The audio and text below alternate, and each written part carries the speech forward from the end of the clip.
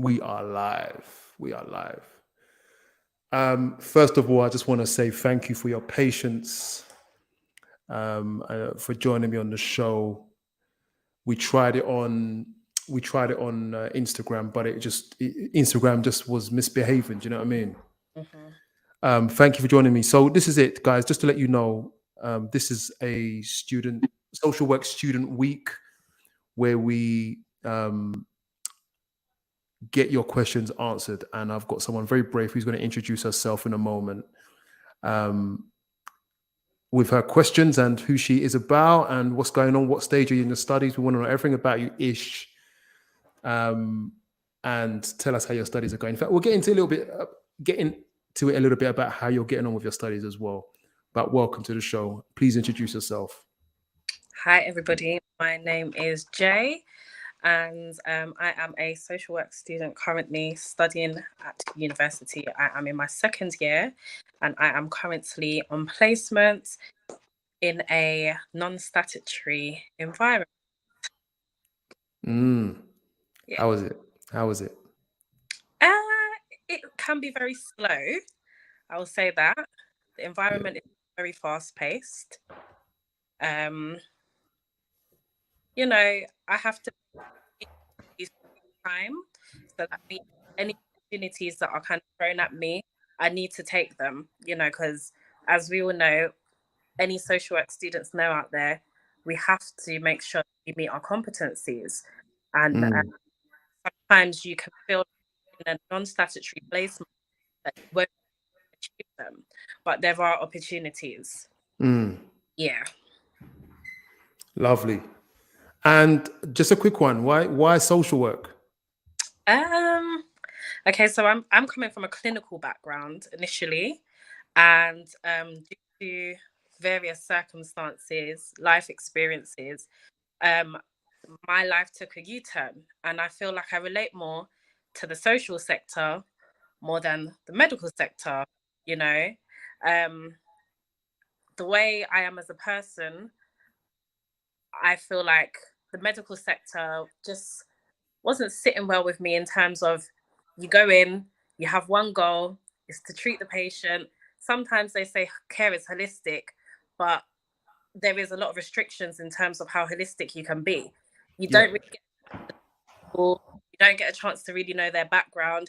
You just get a handover sheet, and on the sheet read just the patient, the diagnosis, and how they've been doing in the day. I like to be able to involve in people's progress and to see Mm, where they're coming from and where they're going to. So that was one of the main reasons why I wanted to go into social work. yeah. Excellent. So you've been brave and you've joined us on this QA. Tell me, um, how should we go about this? We could say you could just fire away with your questions. That would be good. Okay. All right, cool. Go for it. What's your first question? So my first question was for newly qualified social workers, um, long term, social workers in the field. How do I take advantage of my non statutory placement? That was my question. And the reason behind this is because it can be very slow. And I know eventually I'll be transitioning into a statutory environment. And I would like to know how hard, if anybody has been in a non statutory placement, how hard is the transition to go into a statutory environment? Yeah. Um, it's unfortunate in a way, but there's pros and cons to it. I guess maybe if you want to write some of it down, it's up to you. I'm sure you've got a pen and paper down below that I can't see. But there's pros and cons. The pros are that you get possibly to do your coursework whilst you're there, Mm, right? And in a sense, the most important thing is that you get your degree. mhm, So imagine if you've got children, like I did. So on one of my placements, I had the opportunity to do my coursework because there were down times, you know. The other side of it is that you can actually focus on learning. mhm, And when you're doing your when you're building your portfolio, you will have a lot more time to reflect on what you can learn. And believe me, you can learn in a slow or fast paced environment. Mhm. In some ways, you're kind of fortunate because you don't have crazy pressure plus your practice educator time, Mhm. and doing that job, you can reflect on. And I guess, was you in placement today? No, I do Wednesday to Thursday. Sorry, Wednesday to Friday. Wednesday to Friday. Okay. And when you're looking at your day, you can literally, and it's important to kind of document what part of the PCF you're covering. Mhm. And there's learning for a lot of them if you are actively looking for learning opportunities, And it could be simply observation or an interaction. What PCF did you cover? What did you learn? And a question for you as well: how are you good at? How good are you at reflection? My practice educator feels like I'm very good at reflection. Yeah, Um, I usually how I tend to reflect on is things that I feel that are not going so well. That's my yeah, easiest for me personally, not what's gone well in the day. Maybe if I did something that I could have improved on, yeah, or I saw something that I didn't like, how did it yeah, make me feel? And that's where I would just reflect.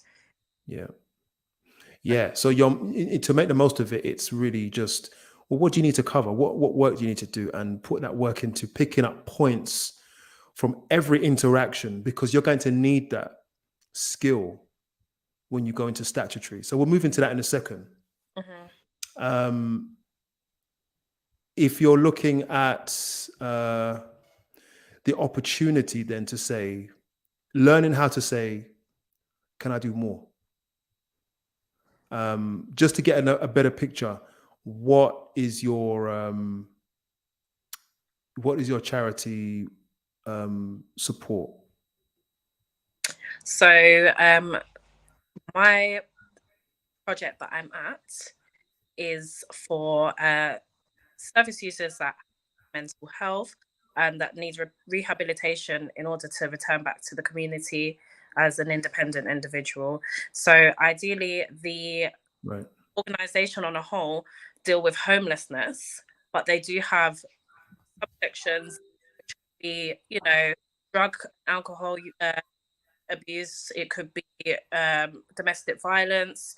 There's so many different sections that they have to cover, but ultimately, to meet the criteria Mm, to access these services, you would have to be homeless. right. So you're working with adults and Uh, support. Yep, and supporting them back into independence. Yeah, I did the same thing as well for my first placement, and it is slower than local authority or statutory work. But what you will learn to do is build the relationships with the service users, and that's a lot of learning there, because that skill you're going to really need depending on what type of social work you want to go into. Do you know what type of social work you want to go into? if I'm going to be honest, no. I'm going to Okay. confidently because I believe that I need to embark on my journey first before I actually say where I want to be. It's all good and well. We had a prior conversation, if you remember. It's Mm, all for me thinking that I want to go somewhere, but if I haven't got the experience or even just, a day to see what people are doing in that field, how do I know where I want to be? But ideally, in the long term, I've always wanted to be adults. I say that now. I might change my mind when I start, so who knows? yeah, and you get to choose. But more importantly, I mean, everyone that you work with in those environments, you can take those skills. So you could say, well, look, the biggest thing that I can get my teeth into here is learning how to work with. Mhm, So grab mhm. that real, and get stuck in. You're probably doing that anyway. I'm not sure, but get stuck into what you do have in your hand. And I guess that's one of the biggest lessons: is what do you have in your hand? You have service users. You've got the opportunity to help them build relationships, and you've got the time to reflect. With those in your hand, you can build your portfolio for that first placement quite well. But dive in deep. And if you don't think you're going deep enough, then ask if you can. Hmm. The cons, okay, so the main difference is the statutory processes, which is what, to be fair, which is what you are missing out on. Hmm. And that is frustrating. But I know that I'm guessing probably that your university could have done a better job in finding your placement, right? I'm making assumptions here. So you're missing out on some of the statutory, but you don't need to worry too much because once you're qualified, the workforce is so short that they will take you on and teach you how to do what you've got to do. So don't worry too much about that. You'll be fine. You know, um, you're missing out on a lot of pressure. Mm. There's pros and cons to that. The pros is that you get to keep yourself together for now. Mm. The cons is that it's an adjustment when you hit statutory, but then you don't have to go into statutory if you don't want to. You can Mhm. go and stay in the private sector. So it's not all bad. It's just you might say, look, in the private sector, it's a bit easier to be fair, which is where you are. And for the sake of peace of mind, you might want to stay there. Mm. So don't think you have to go into local authority at all. Mhm. You go where you want to go. I It's don't know how much. Yeah, go on. Sorry. Sorry to cut you. It's interesting that you say that because when I speak to the educators within my service, they highlight that in prior years, a lot of people just wanted to avoid the private sector because of the stigma that it has. A lot of people that qualify, they assume that they have to be in statutory. That's a lot of people just assume, if I do statutory, I'm going to be sought after, or I'm going to have good longevity in my work. I'm not going to, if I don't know if you get where I'm coming from. So now they were saying that they have the ASYE program within my organization. They didn't offer it before. So it gives hope to a lot of the social workers that are on placement within my organization at the moment, because actually some of us have been told, why don't you do locum? Not as a social worker, but maybe as, a support worker at the moment, with hopes that we will stay. But like you said, it is a more laid back environment and some people do want a challenge. I mean, for me, that's one of my, in terms of reflection, that's something that I definitely want to do. I want to kind of jump in. I want to be challenged, you know. I feel like sometimes when I'm within my placement, I'm not being challenged enough, even when the opportunities are being thrown at me. So hopefully, fingers crossed, I can have that experience in the long term. But the private sector, when we were at uni, we did have some seminars where people came in and, they spoke to us and told us about the private sector. But at the time, they kind of shed a real negative light on it, actually. It was never like, you should come to the private sector. It was more so, you'll do better off in the statutory environment in terms of understanding the processes and stuff like that. They kind of, I don't want to really say too much, but it was more so about, what they were telling us was more so about money rather than the actual processes. And as students, it was more like, we're here to learn, we're on a degree right now, and the ultimate aim for this is to be qualified and to get a job. I know, speaking from, like, for example, my RDP teachers, the worst thing you can do apparently as a social work student is think of the money. You'll fail. That's what we've been told. We have to learn first, step into the role, and then obviously money is an issue. But it was like, when we were being introduced to the sector, that literally was the complete message that we was getting. You'll go there, but you're not going to be paid as well. You'll go there, you might apply for a job in a statutory after, they might not accept you. Didn't understand it. So when I went into this placement, I was really sad. I was so sad on my first week. I was like, oh, so when I, do my SYE, are people going to look at me and want me to join their organizations, considering I'm coming from a charity, or are my colleagues going to have an upper hand because they've been on their statutory placements? But as time's gone by, I've kind of realized, like you said, there is a real need for social workers. So this stigma, I don't know why there is that stigma that exists, but I feel like as students, it would definitely be important to not listen to the stigmas, especially considering we're students.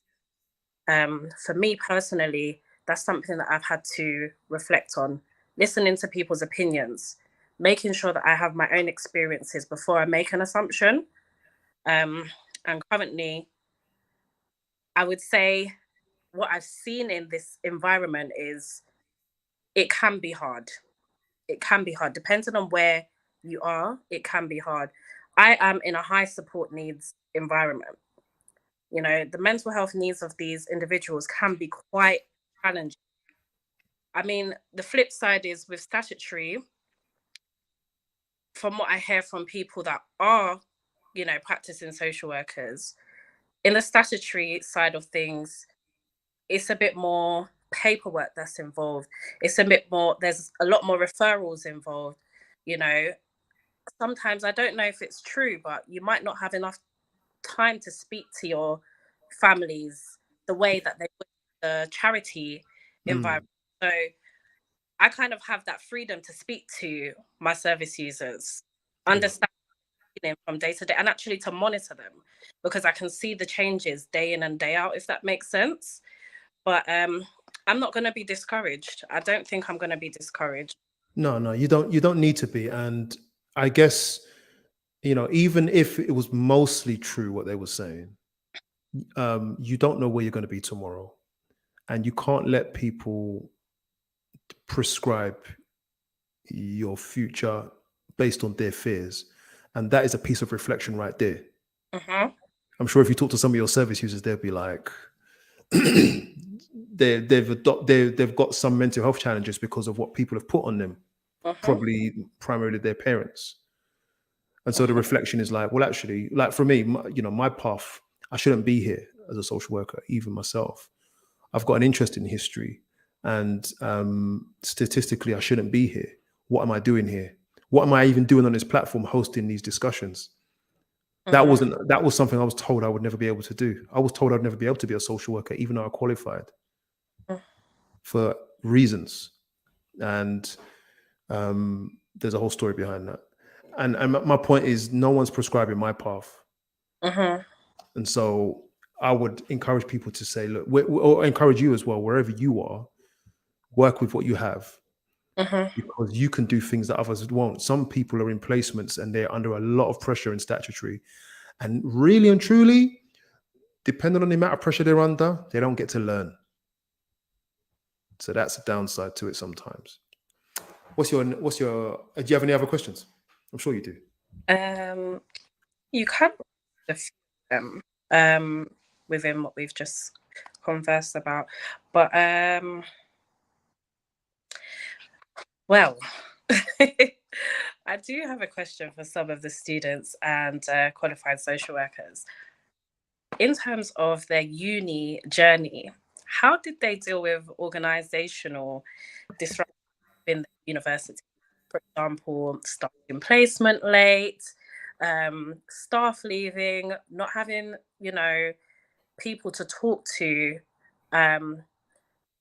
in regards to what's happening within the university, because I feel like some students, especially within my university at the moment, there's been a lot of disruptions, so it's kind of impacted us on placement. But how do you balance that, like in terms of like stress relieving techniques and stuff like that, organization? Can anybody give any advice?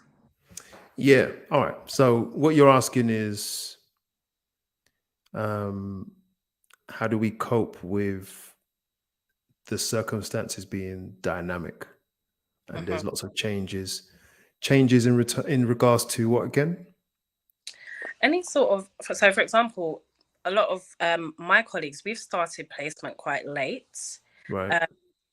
Staff shortages. People have left their roles, people, and it was quite just sudden, so some of us were actually supposed to be in statutory placements, and as a result of people leaving, some of us have now had to start months and months later. Yeah. As much as we had a chance to still be able to learn, still be able to go to university, it did set quite a few of us back in terms of having to start late. So the pressure was having to catch up, if that makes sense. So, that happened to me as well, funny enough. I would say that in social work, this and worse is going to happen. So I would like your ability to kind of be flexible in your mindset and in your emotions is important. Again, it goes back to that thing of just accept what you have in your hand. The fact that you started placement is massive. The fact that you're on a degree is massive. You'll have cases where things aren't moving as efficiently as they should. Services don't start for people that you've referred them to or aren't available.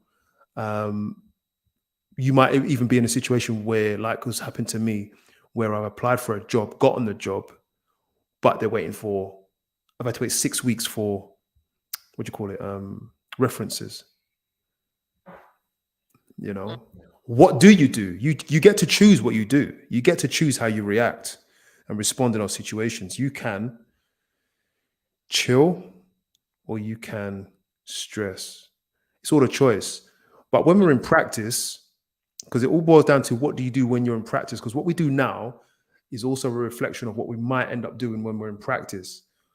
And you cannot be freaking out in practice. You've got to hold it together. And so it is a lot of reflection, emotional intelligence, having a conversation with yourself about why are you doing this? Why are you feeling this way? And why are you reacting and overreacting? Because believe me, anything can happen. If you go for a locum job, what's happened to me is that they've just said, right, you got 3 weeks. That's it. Their project is done. I haven't gone for another job yet. And that has created a massive gap. And that's a gap in my wages as well. So these situations happen. You've really got to be emotionally intelligent, because when the job starts, a lot of that and worse is going to happen. And it's because you're working with people. How do you cope with stress? And when someone pulls the rug out from under your feet, how do you cope with that? And that is all a part of the social work learning journey, to be honest. So you've got to be, I would say the number one tool is to be emotionally intelligent, which means to have conversations with yourself and be very in touch with your responses physically, emotionally, mentally, and have a conversation with them. I always say to people, when you are faced with these dynamics, sit down with the thing that you're most scared of and have a conversation with it. Face to face. What are you scared of? What are you worried about? What triggers you? Administration is always going to fail. Everywhere you go. Like, what are you going to do? And if you can't handle it, maybe social work isn't for you. I don't know if that helps, but that's a kind of a tough love kind of approach in a way. No, it does make sense. It does make sense. Because really and truly, the same things that are happening in my university in terms of like admin issues, it's happened within my placement, in terms of IT problems. And it seems like everywhere has the same issues. So it does make sense. Well, the main thing you do whilst you're there is at least do the work, which is I'm still going to build my portfolio. I'm still going to do my reflections. I'm still going to keep my diary. I'm still going to show my learning no matter what. And if I'm stressed this week, I'm going to write that down. And I'm going to write down and look for a strategy as to how to overcome it. That's you building your portfolio. So taking advantage of every situation to build your portfolio, because that's all the evidence you have for everything that you're doing. Do you know what I mean? So if it's a bad week or a bad 2 weeks, write it down. Yeah, definitely. I must do. I do my reflections and I make sure my index of evidence is every single day. I fill that out. My practice educator, she's very stringent as well. she has practiced in social work for some years, but she's retiring soon. But she's on top of things, I must say. But it's definitely taught me. I think this course has taught me a lot about myself. And like you said, emotional intelligence is something that you're going to have to work on regardless. I think doing readiness for practice in my first year definitely made me reflect about myself, my personal assumptions of just life in general, and my view of professionalism, what I thought was professional before and how I need to continue in professionalism. Talk about it now. What's the difference in your preconceived ideas of professionalism to now? So within, I must say, sometimes I don't want to start, but basically I find something that was quite therapeutic to me in the past was being able to relate to people, to say, oh, yeah, I've gone through that, or, I've experienced that, don't worry. And I've come to know that in this field, you have to be so careful of what you relate to, especially with service users, because it can be dangerous. It can be very dangerous. And also it can be misleading. I found that now I won't say that it's going to change my personality. I've always been a bubbly person and I can still be a bubbly person, but there's boundaries and I have to know my boundaries, not just communicating with service users, but also with other professionals. From a medical background. So everything's very different, it's such a different world. And with now me taking on the social model rather than the medical model, I can look at it from a different lens, and take a different professional stance, if that makes sense. I was coming in wearing a uniform and people were just assuming that I'm this professional and I've got all the tools and I'm able to, solve all the problems. It's similar being in social work, but we don't have a uniform. We rely on our skills and it has to remain professional, because sometimes not wearing a uniform, sometimes in some people's mine was always, you wear a uniform, you're going into work, people are perceiving you as this professional, like I said. Now I get told I look young, so people immediately assume that I'm young. They immediately assume that I don't know nothing about life. I might have conversations with people that think that I'm their same age group, and then I have to stop them and say, we're not the same age. I'm not young. We're not the same age. And I can't relate to what you're saying. And, I'm coming from a professional standpoint here. I'm not your friend, I'm a professional. And even within my project, there's people that are young and they assume that me and them are the same age group. And I have to tell them, I'm here to do something. I'm here to do my placement and I'm here as a professional person, I came in first week suited and booted and I was told, Jay, you don't have to come in like that, you can be casual. You can wear a tracksuit if you want. And I'm like, What do you mean? I don't want to give people the wrong idea. So I don't dress too casual, but I don't dress too professional. I kind of middle, I respect that boundary. So I've seen, I don't know, I feel like people just perceive me as young regardless, no matter how I dress, especially within my environment where I'm on placement, because I'm actually the youngest. So there's not much diversity within my team, So it doesn't matter who I'm coming into contact with. They just always seem to see me as a young person. But I have to build on that now. And I have to try and step into the role in a way that I don't come across maybe condescending or, but when I step in, the presence is that I'm here to do something and I'm not here to be, laughing and joking with everybody and, coming in unprofessional, because I don't know what it is about me people just seem to think I'm a child.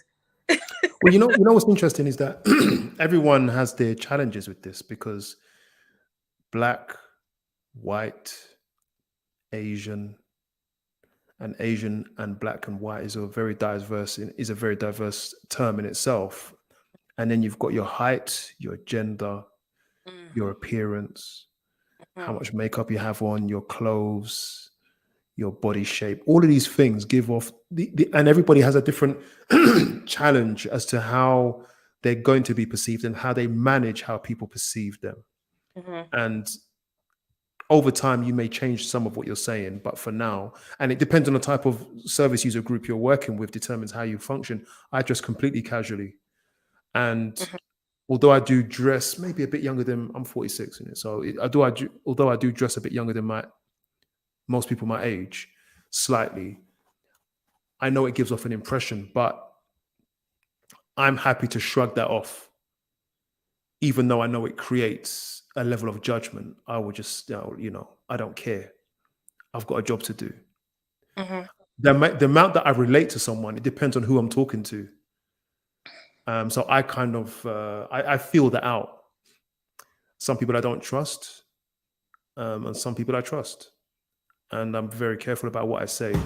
And so I get where you're coming from. We have to play it according to how we feel comfortable because we have a job to do. So that's a journey. And I'm always going to be learning on that. Always.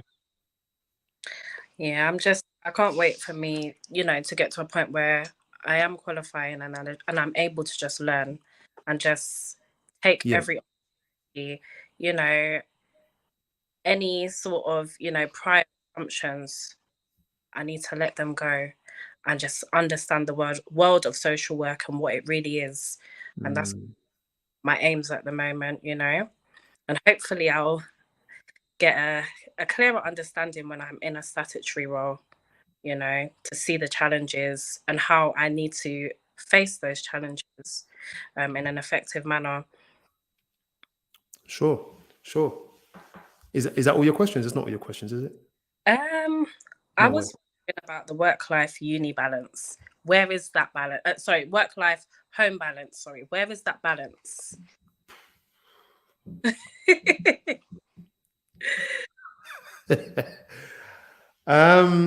So you're saying like when you're qualified, right, how do you balance? Because I have children.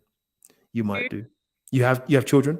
I have one, and she is a big girl of secondary age. So, Okay, so this is it. People say you can be very boundaried about your time, but then that would depend on your workload. And so you can say, well, I'm going to start at 9 and finish at 5. You can do that. But what if your workload or a situation demands more?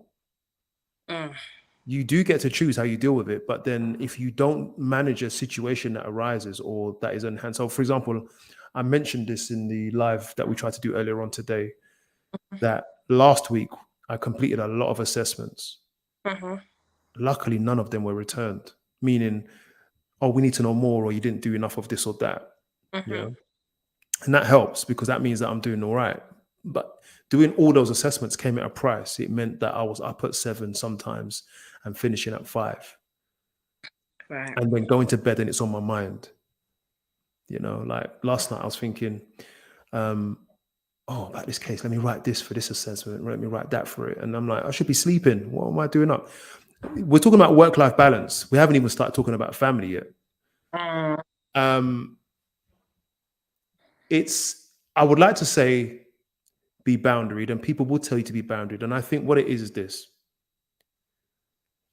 especially depending on what team or what, children or families or adults and what team you go into will determine whether you can do that or not. Now, if we're like 20% down on social workers across the board and there's more risk coming in, if we have another pandemic, another lockdown, there's going to be more work coming through the doors. How do we balance that between staying sane and social workers are walking away from the job? So, which means our caseloads are higher than they should be. How would you manage that? The truth is you're going to have more work than you can do. That is social work. Mm-hmm.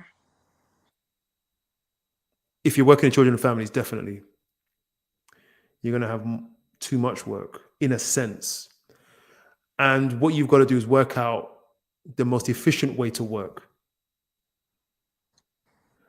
So what I have learned to do is I've learned to write very efficiently, very quickly.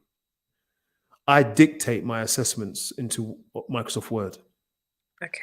I can get a lot of information in a few seconds. Whereas before I was typing away, and my typing is fast, but it's got a lot of errors in it. So then I end up backspacing, backspacing, backspace. That's time. I just speak it. That has cut my assessment writing time down by about half. Wow. Yeah. It's difficult to do at first, but you have to get used to it. You start to speak very deliberately, very Mm-hmm. clearly. Think before you speak. That has helped me massively. The other thing that I might do is I might do a few long days and do a short day. Okay. Because if I don't do that, I'm finished. Mm. Also, when you're at work, if you're on duty, have a laugh. Yes. There are times when you say, right, I'm not starting until 10 o'clock. Phone is off. Do a school run. I'm switching off at 3 o'clock. So there are times when you have to make a deliberate attempt to do certain things Mm-hmm. to save yourself, because you will not last long. Mm-hmm. But anywhere you go, it's like they're going to give you, you're like, I've got 2 hands, I can carry a bag in each. They're going to give you 3 bags. Mm-hmm. You got to carry it because you're saving a life. Of course. How do you carry 3 bags? Well, you'll grow the muscles to carry those bags, but after a while it comes at a price. So you have to do things in between now and again. Have no mercy on looking after yourself and saying, right, I'm taking my toil. Where I work, they give you every 10th working day, they give you a day off. Okay. Some give you every 9th day, they give you a day off, which is handy, to be fair. That's very handy. That's almost every other week. Mm-hmm. So you got to find it. And if you find it's too much, go to another job. Mm-hmm. Or at least first reflect on yourself. Like, what am I not doing for myself? Because the more you take is the more you can, the more they think you can give. So I'm gonna be honest with you. This is what it feels like. Some days, I remember a few weeks ago, I said to my colleagues, and I said it to them more than once over a period of weeks. I said, I actually have more work than there is time, and I have time limits on my work. You can't just hold an assessment forever. You've got a certain period of time. And if you've got 30 cases, 35 cases, you cannot do it and not pay a price.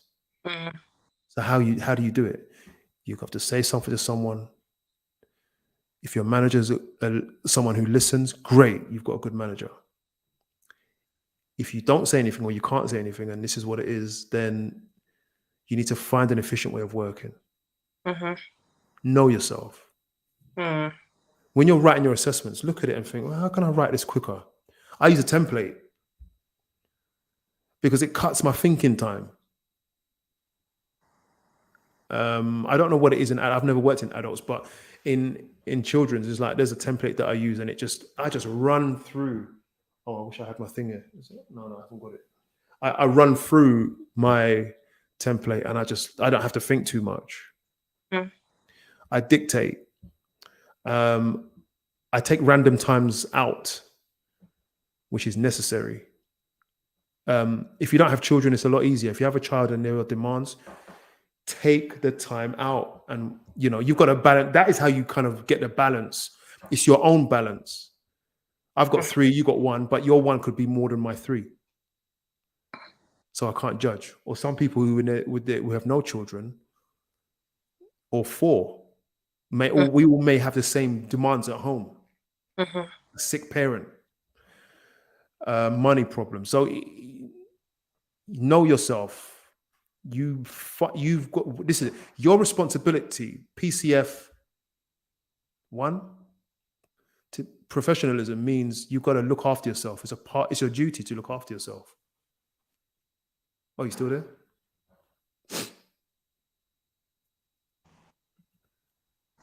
Hello. Hello. You're back. You're back. Say again? I don't know what happened there. You can hear me now. Yeah. Yeah, a part of your duty is to look after yourself. Mhm. They haven't put much stress on that, but that is massive. That is the number one thing now as a social worker. I'm yapping on now. Have I answered in any way, or do you want more? No, you've definitely answered. Do you have any questions for me? Good. That's a good one. Okay.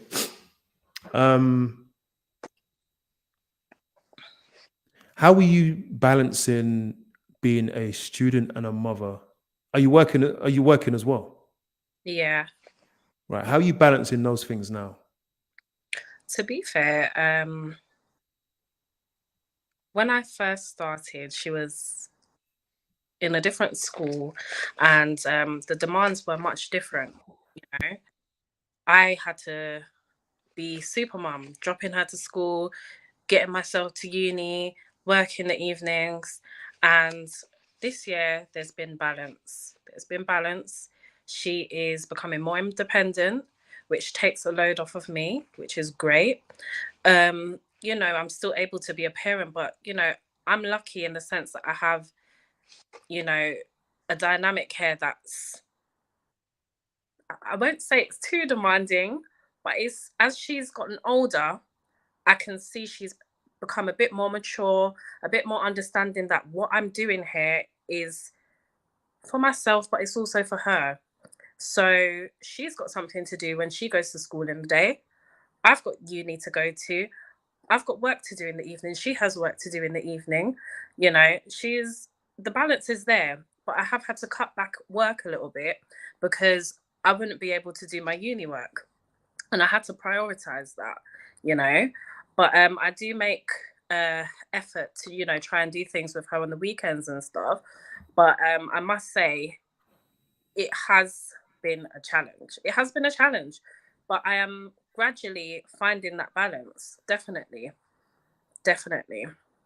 That is inspirational because, you know, like you, as a parent, I studied as well, and it was like, oh, we had to plan before the semester. Have we got school run covered? What's Mm, everybody's schedule weeks in advance? I remember there were days when my daughter would be like, my eldest would be like, I haven't picked up her, she hasn't picked up her brother. And she's calling me whilst I'm in class and saying, I forgot, you know, all right, gotta go, you know. On placement, you know, I'd be making phone calls, make sure you don't forget, or her mum will be making phone calls, don't forget to pick up your brother. We got to make it happen because we're on a journey. And if I could just get through these, I did 4 year study, but if we could just get through these 4 years, which was crazy. mhm. And this is it. It's like not taking your eye off the ball. Like we've got a mission. Mum, you're there, you're studying because you're trying to elevate, climb the social ladder, and just do better for yourself. And that is the thing that kept me going.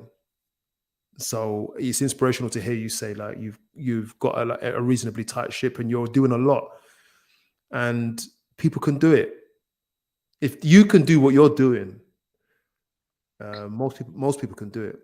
That's encouragement, real encouragement. Yeah.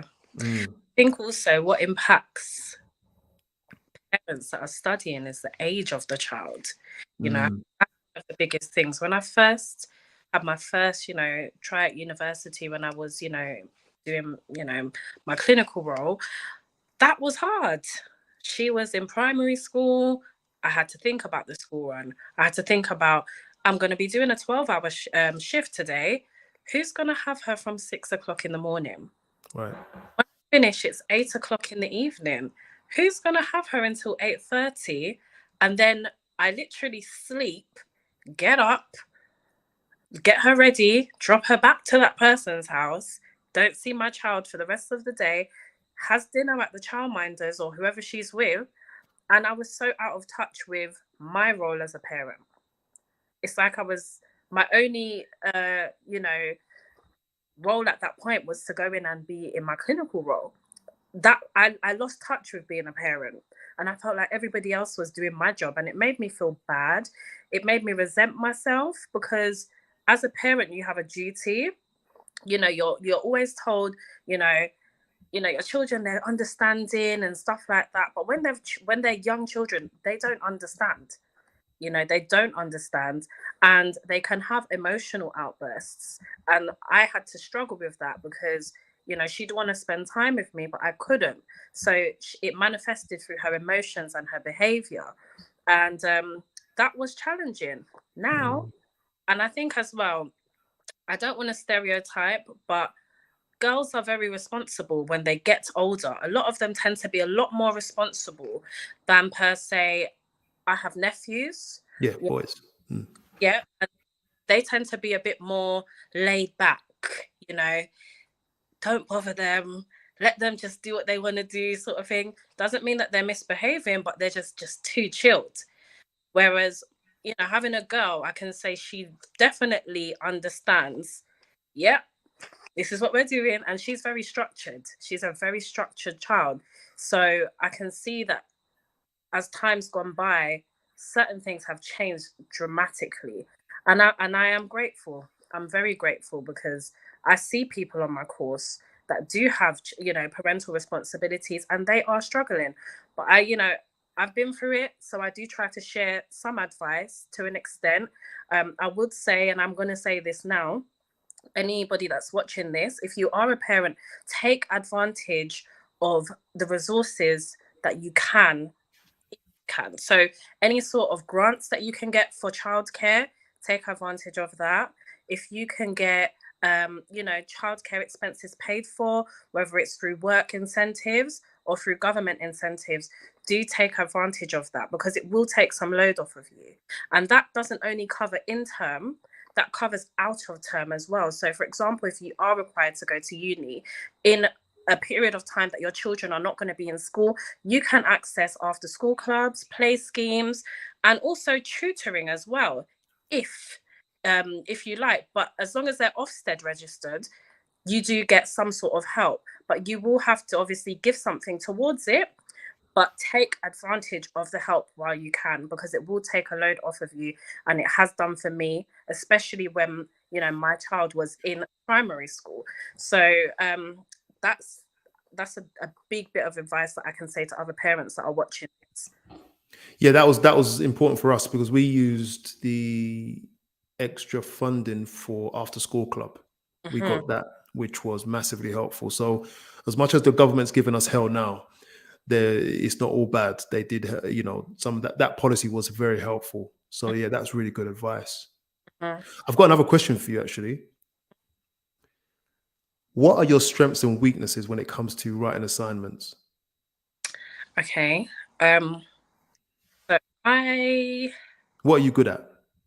I am really good. My grammar is really good. So I can write well. I'm told that I can really write well. Um, but uh, I have a disorder that I was recently diagnosed with, that could have been diagnosed with many, many years ago. I was a statemented child, and everything is now making sense to me. I have habits of writing from the back of the page when I'm writing to the front of the page. I What have does that mean?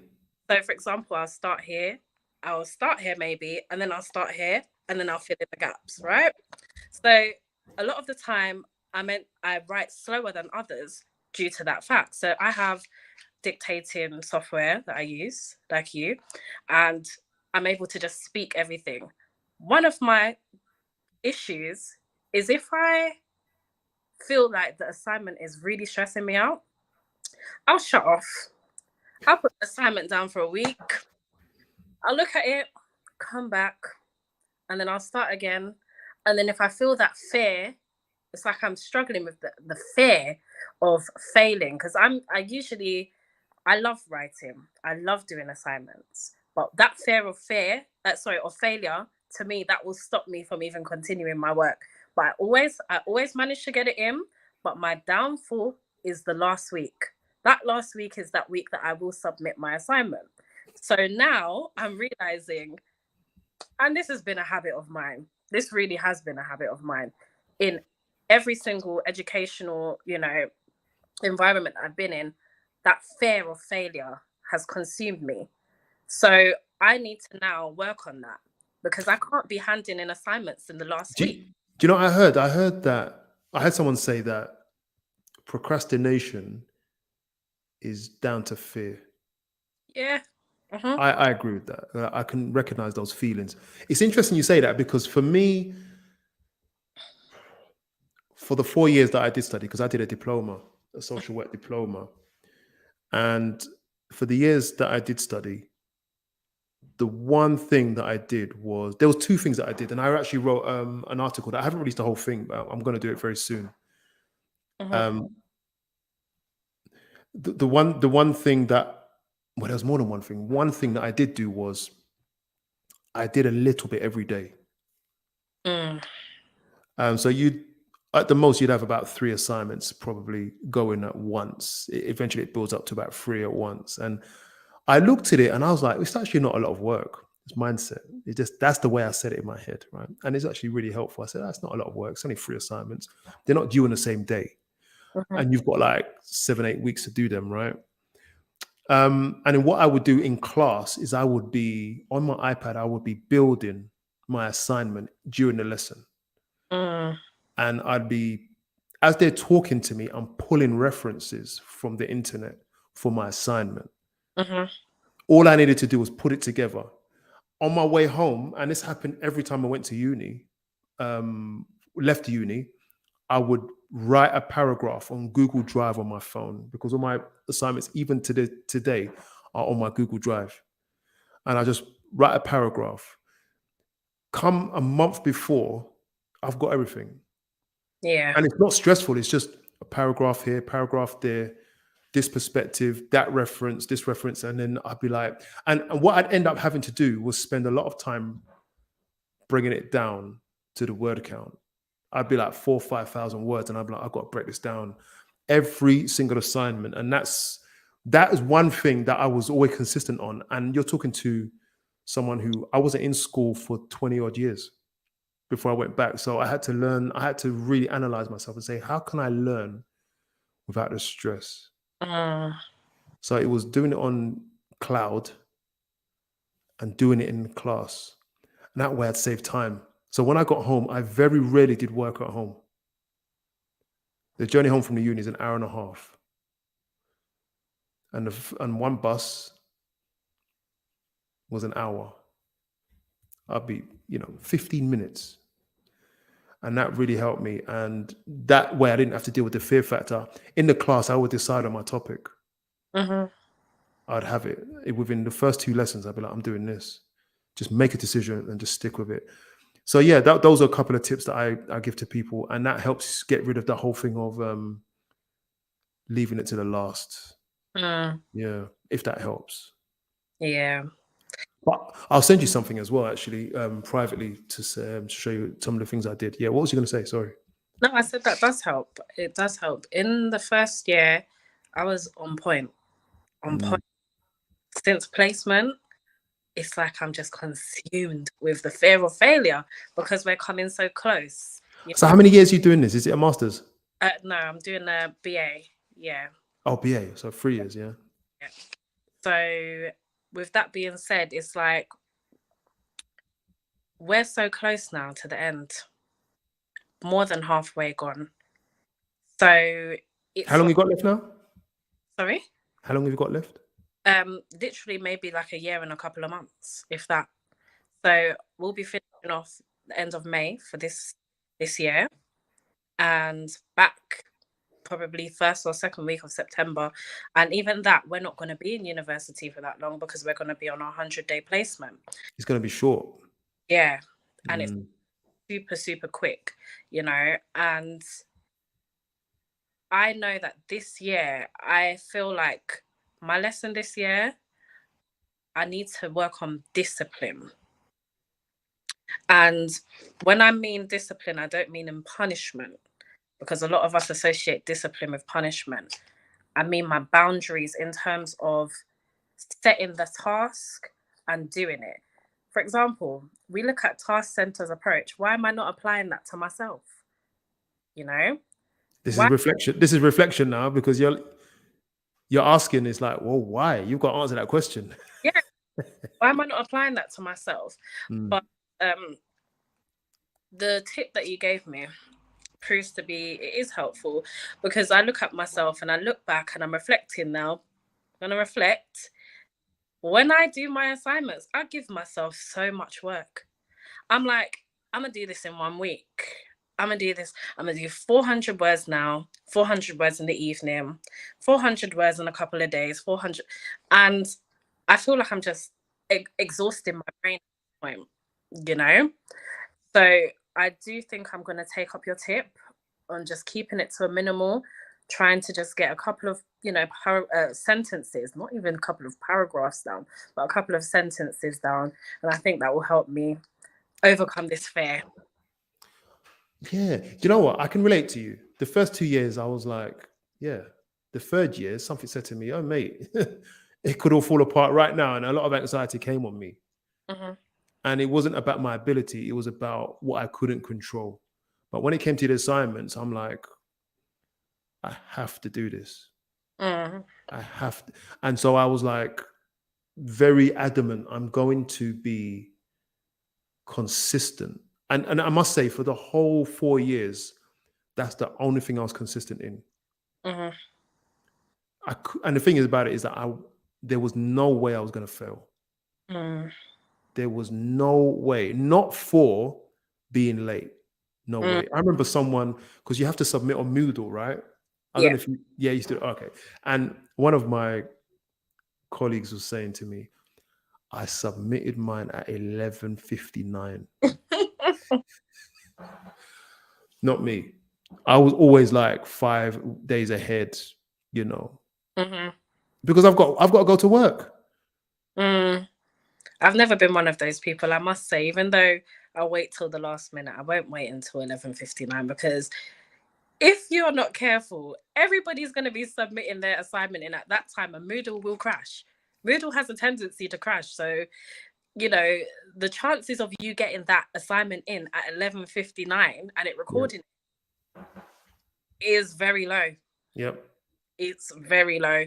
So, yeah, there's to be method to the madness. Yeah. I guess what I wanted to do was end this session by asking you a question, and that is to give a tip to anyone who will hear this afterwards about being a student. What would be your number one tip? Okay. You weren't ready for that, but it's always good to get it fresh. It might be 2 tips, but what I will say is, don't be too hard on yourself.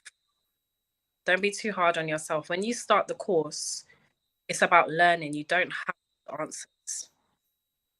You're going to work with people from different walks of life, students, people that are professionals, and we can learn from everybody,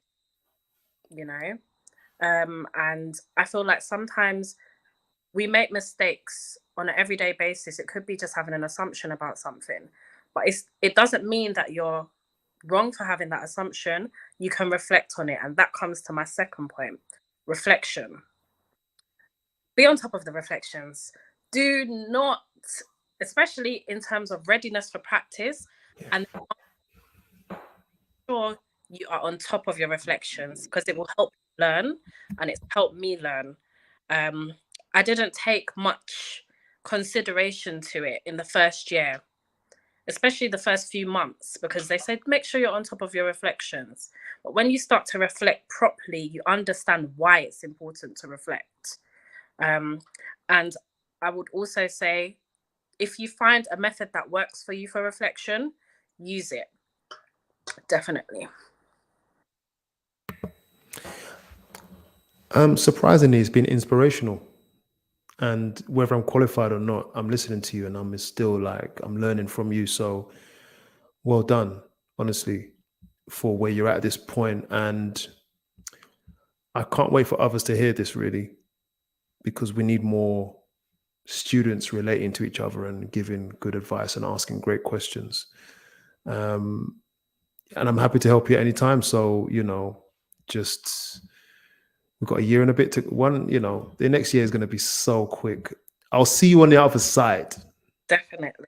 Yeah. Def- I appreciate your time. Thank you for having me. Definitely. Yeah. Guys, listen, please tune into the Social Work Race podcast. You can get it on all platforms. I want to thank Jay for coming on, sharing her story. She's been really honest. And I guess what we have to do is have her back. We just have to have you back. They're going to demand it anyway. Thank you for your questions and your bravery to come on, because it's not easy to come up here, Thank you all. Take care of yourselves, and I'll see you soon. All right then. Bye, guys.